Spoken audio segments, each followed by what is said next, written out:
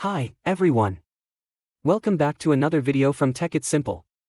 In today's episode, I'm going to be showing you how to download Guarda Wallet application on your iPhone.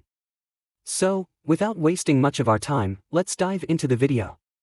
First of all, launch/open your App Store and go to the search box. Type in Guarda and search.